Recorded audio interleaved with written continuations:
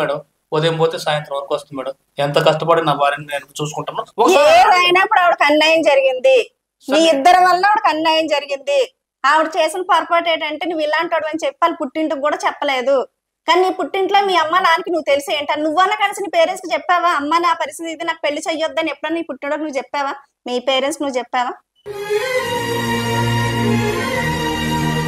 చెప్పండి, మీ తల్లిదండ్రులకి తెలుసా మీరు వెళ్ళి ఇలాంటి విషయం అని?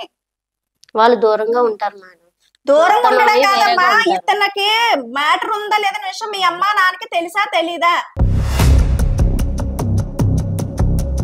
తెలిసి తెలియకపోతే చేశారా ఈ అమ్మాయిని, లేదా తెలిసి చేశారా? ఒకటి మేడం అది చెప్పండి, తెలిసి చేశారా తెలియక చేశారా?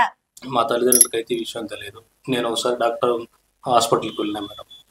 ఏంటి నా పరిస్థితి ఏంటి, అసలు ఏ విధంగా నేను రాయించగలను చూపించుకున్నాను. అప్పుడే నీకు అనిపించలేదా ఒక అమ్మాయి?